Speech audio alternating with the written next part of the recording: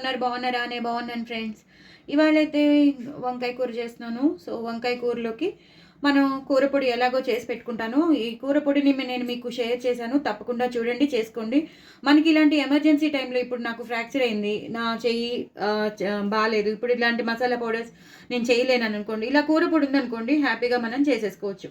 So ఎమర్జెన్సీకి పనికొచ్చేది కూర పొడి కాబట్టి కూర పొడి రెడీగా ఉందని సో నేను తగినంత కూర పొడి తీసుకున్నాను. అలాగే కారం తీసుకున్నాను, ఒక 3 స్పూన్స్ కారం తీసుకున్నాను.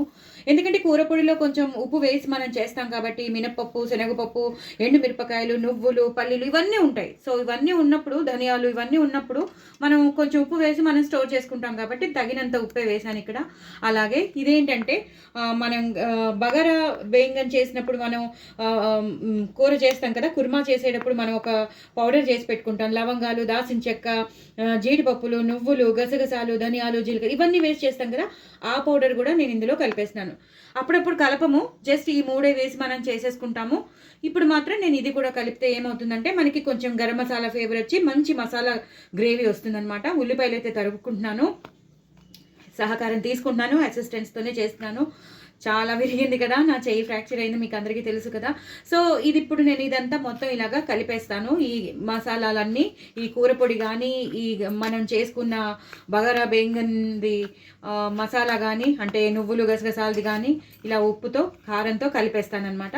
ఇప్పుడు నేను ఇక్కడ వంకాయలు మధ్యకి చీల్చి పెట్టుకున్నాను. ఒకటే ఘాటు పెట్టాను, ఇంకా 4 కాకుండా మధ్యలోకి ఒక ఘాటు పెట్టేసుకున్నాను. ఇవి ఇప్పుడు నేను నూనెలో వేయించేస్తాను.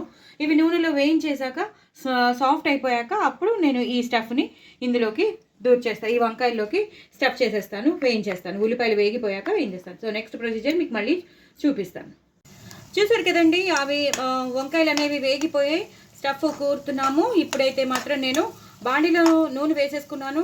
నూనె వేసేసుకుని జీలకర్ర వేసాను. జీలకర్ర తర్వాత పచ్చిమిరపకాయలు వేసాను. పచ్చిమిరపకాయలు యాసిడ్గా వేసేసాను, ఇంకా కట్ చేయలేదు. ఇలా యాసిడ్గా వేసిన పచ్చిమిరపకాయలు కొంచెం సారీ అండి వేగిపోయాక ఉల్లిపాయలు కూడా ఎక్కువ ఉల్లిపాయలు వేసుకున్నాను. మనకి ఉల్లిపాయలు ఎక్కువ ఉంటే బాగుంటుంది కూర. సో ఉల్లిపాయలు కూడా బాగా ట్రాన్స్పరెంట్ అయిపోయాయి, చూసారు కదా.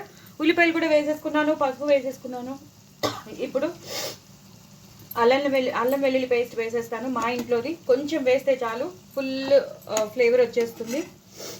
ఇంట్లో చేసుకున్నది కాబట్టి ఇది ఒకసారి ఇలా కలిపేసుకోండి. అల్లం వెల్లుల్లి పేస్ట్ అక్కర్లేని వాళ్ళు స్కిప్ చేసేయచ్చు, కావాలి ఆ ఫ్లేవర్ కావాలి అనుకున్న వాళ్ళు వేసేసుకోవచ్చు. ఇలా ఉల్లిపాయలు, పచ్చిమిరపకాయలు, జీలకర్ర, ఈ పసుపు, ఈ అల్లం వెల్లుల్లి పేస్ట్ ఒక్కసారి వేగిపోయాక ఒకసారి నేను హైలో పెట్టుకున్నాను. మనం కొంచెం కరివేపాకు వేసుకుందాం. గుర్తొస్తుందండి, కొంచెం కరివేపాకు వేసుకుని ఇలా కలిపేసుకుందాం. ఇదే టైంలో మనం కొంచెం బెల్లం కూడా వేద్దాం. కూర చాలా బాగుంటుంది, ఎందుకంటే మనం వేసేది కూర పొడి వేసినప్పుడు ఇలా బెల్లం వేస్తే బాగుంటుంది. ఇంకా నేను చింతపండు పెట్టట్లేదు, చింతపండు పెట్టకుండానే నేను జస్ట్ మామూలుగా చేసేస్తున్నాను. బెల్లం మాత్రం వేస్తాను, సో దట్ మంచి టేస్ట్ వస్తుంది. ఈ ఉల్లిపాయలు వేగేటప్పుడే వేసేస్తే సరిపోతుంది. ఇది ఒక్కసారి మగ్గాక మీకు మళ్ళీ చూపిస్తాను. చూసారు కదండి, అంతా వేగిపోయింది. ఉల్లిపాయలన్నీ, పచ్చిమిరపకాయలన్నీ బాగా వేగిపోయాయి. ఒక్కొక్కటిగా నేను వంకాయలు స్టఫ్ చేసేసుకున్నాను. ఇంకా స్టఫ్ చేసేది నేను చూపించలేకపోతున్నాను, స్టఫ్ చేసుకోవడం మీకు చాలాసార్లు చూపించేసాను కాబట్టి ఇలా ఒక్కొక్కటి మనం వేసేసుకుందాం.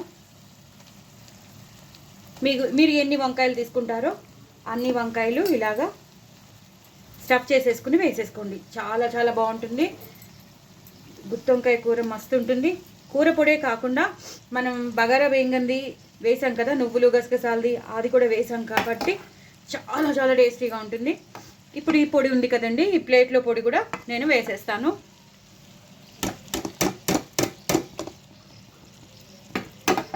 వేసేసి ఇలా కలిపేస్తాను.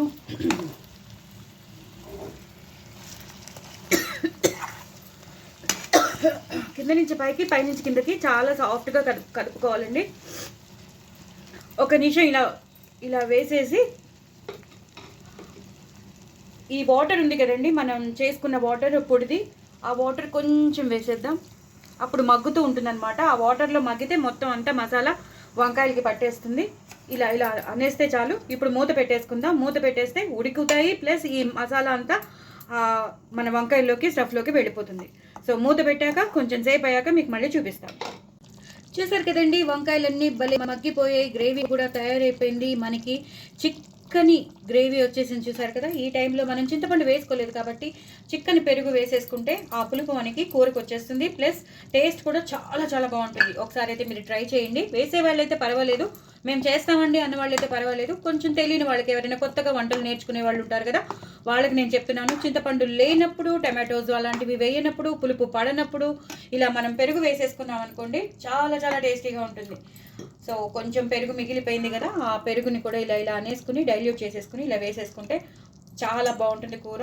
కొంచెం కరివేపాకు వేసేస్తాను, అలాగే కొంచెం ఇప్పుడు కొత్తిమీర కూడా వేసేస్తాను. సో దట్ ఆ కొత్తిమీర కరివేపాకు ఈ కూరలో ఈ మసాలాతో మగ్గుతూ ఉంటే చాలా మంచి ఫ్లేవర్ పట్టేస్తుంది. కరివేపాకుది, పెరుగుది అన్నీ వెళ్ళిపోతాయి, కొత్తిమీరది కూడా మంచిగా ఫ్లేవర్ పట్టేస్తుంది. ఈ టైంలోనే నేను కొంచెం మనం ఇందాక చేసి పెట్టుకున్నాం కదా స్టఫ్, అది కూడా వేసేస్తాను. ఇది నేను మళ్ళీ లాస్ట్లో కూడా వేస్తాను, ఇప్పుడు కూడా కొంచెం వేసేస్తాను అనమాట. ఎప్పుడైనా సరే కొంచెం పౌడర్ లాస్ట్లోకి దాచుకోండి. ఇంకా కూర దింపేస్తున్నాం అన్ని టైంలో మనం ఆ పౌడర్ అనేది వేయాలి. ఇప్పుడు నేను మూత పెట్టేసుకుంటాను. సో దట్ ఆ కొత్తిమీర కరివేపాకు ఫ్లేవరు ప్లస్ ఆ పెరుగు వేసాం కదా, ఆ పులుపు ధనం అంతా ఇందులోకి పట్టేస్తుంది. సో 2 నిమిషాల తర్వాత మీకు మళ్ళీ చూపిస్తాను. చూసారు కదండి, మొత్తం వంకాయలన్నీ బాగా వేగిపోయి, ఒక్క వంకాయ కూడా చితక్కుండా మనం చేసుకోవాలి. పచ్చిమిరపకాయలు చూసారు కదా, యాస్టీస్గా వేసేసాను. ఇంకా లాస్ట్ దానికి వచ్చేసాం. నేను కొంచెం పౌడర్ లాస్ట్లో ఉంచుకోమని చెప్పాను కదా, ఆ పౌడర్ వేసేసుకుంటున్నాను.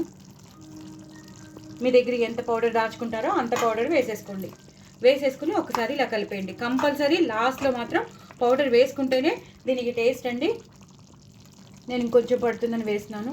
సో అది ఇంకా మసాలాగా ఉండిపోతుంది, మనకి గ్రేవీ మసాలాలో ఉండిపోతుంది, కానీ మంచిగా ఉంటుంది. మనం చేసే నూనె వదిలేస్తాం చూసారు కదా, చాలా చాలా టేస్టీగా ఉంటుంది. ఒక చేత్తో అయినా సరే మీకు రెసిపీస్ నేను షేర్ చేస్తున్నాను. సో ఇప్పుడు కొంచెం కరివేపాకు, అలాగే కొత్తిమీర, సన్నగా తరిగిన కొత్తిమీర వేసేసుకోండి. అయిపోయిందండి కూర మాత్రం. సూపర్ టేస్ట్ గుత్తి వంకాయ కూర రెడీ అయిపోయింది. మరి మీరు చేసుకుంటారని అనుకుంటున్నాను. ఒక్కొక్క వంకాయ ఎలా ఉందో చూసారు కదా. మన ఛానల్ మాత్రం సబ్స్క్రైబ్ చేసుకోవడం అసలు మర్చిపోద్దు. వ్యూస్ పెంచండి, సబ్స్క్రైబర్స్ని కూడా పెంచండి. బాయ్ అండి.